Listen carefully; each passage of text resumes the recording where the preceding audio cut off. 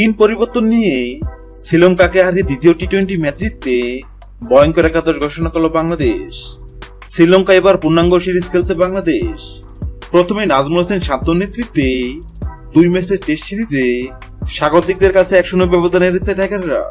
এরপর মেহেদী হাসান মিরাজের নেতৃত্বে 3 ম্যাচ ওয়ানডে সিরিজ বাংলাদেশ হেরেছে 2-1 ব্যবধানে। এবার লিটন দাসের নেতৃত্বে বাংলাদেশ শুরু করেছে 3 ম্যাচের টি-20 সিরিজ, যার প্রথমটিতে হেরেছে টাইগাররা। আগামীকাল 13 জুলাই অনুষ্ঠিত হবে দ্বিতীয় টি-20 ম্যাচ। শ্রীলঙ্কার বিপক্ষে টেস্ট ওয়ানডে সিরিজ হারার পর প্রথম টি-20তে হেরেছে টাইগাররা। এবার দ্বিতীয় টি-20 ম্যাচে ঘুরে দাঁড়ানোর লক্ষ্যে একাদশে পরিবর্তন আনার সম্ভাবনা রয়েছে।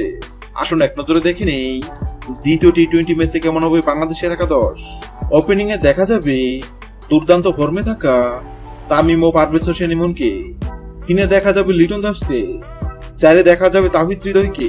5-এ দেখা যাবে দুর্দান্ত ফর্মে থাকা শামীম হোসেন পাটোয়ারিকে। 6-এ দেখা যাবে জাকির আলী অনিককে। উরুর মাংসপেশির চোটে কেন্ডিতে প্রথম টি-20 ম্যাচ খেলতে পারেনি জাকির আলী অনিক। তবে ডাম্বুলায় রোববার দ্বিতীয় টি-20তে তিনি দলে ফিরতে পারেন। তাকে সুযোগ দেওয়া হলে বাদ পড়বে নাইম শেখ। ফিনিশিং এর দায়িত্বে জাকিরের সাথে থাকবেন মিরাজ ও রিশাদ হোসেন। 3 পেসার নিয়ে খেলবে বাংলাদেশ। অলরাউন্ডার সাইফুদ্দিনের সাথে থাকবেন তাসকিন আহমেদ। এছাড়া পেসার সাকিবকে বিশ্রাম দিয়ে একাদশে ঢুকতে পারেন পেসার মুস্তাফিজুর রহমান। আসুন এক নজরে দেখে নেই শ্রীলঙ্কার বিপক্ষে বাংলাদেশের শক্তিশালী একাদশ। 1 তানজিম হাসান তামিম, 2 পারভেজ হোসেন ইমন, 3 লিটন দাস, 4 তাওহিদ হৃদয়, 5 শামীম হোসেন,